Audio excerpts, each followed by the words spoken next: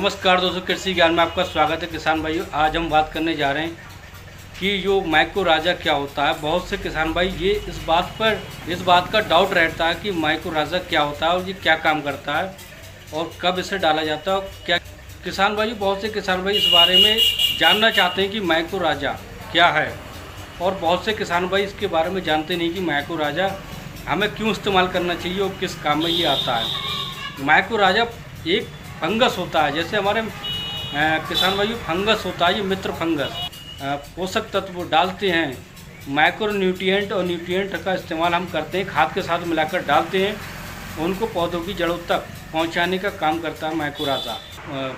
मित्र fungus होता है और ये कोई फर्टिलाइज़र नहीं। बहुत से किसान भाइयों के दिमाग में ये बात रहती है कि आखिर माइक्रोराजा क्या है।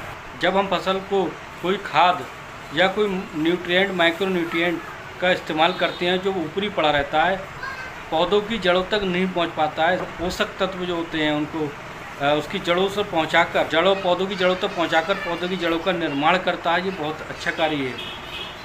किसान भाई, उसका माइक्रोराजा का इस्तेमाल करना बहुत ज़रूरी है, क्योंकि जो हम खाद डालते हैं और हर साल जो खाद का प्रयोग करते रहते हैं, किसान भाई हर साल हम खाद का प्रयोग करते रहते हैं, जिससे हमारे खेतों में परत बन जाती है। उस परत को तोड़ने के लिए माइक्रोराजा बहुत अच्छा काम करता है। जब परत टूट जाती है तो माइक्रोराजा जो पोषक तत्वों को उसके पौधों की जड़ों तक पहुंचाता है और मिट्टी में ले जाकर उसकी जड़ों को मजबूती प्रदान करता है और पौधों से तना तक मजबूत रहता है और ज़्यादा असरकारक होता है। उर्वरक फर्टिलाइज़र के साथ साथ कुछ जिंक जैम डालते हैं तो वो मुश्किल से ही 50% काम करता है, तो वो मिट्टी के ऊपर से पड़ा रहता है। किसान भाइयों, इसलिए माइक्रोराजा का डालना बहुत ज़रूरी है।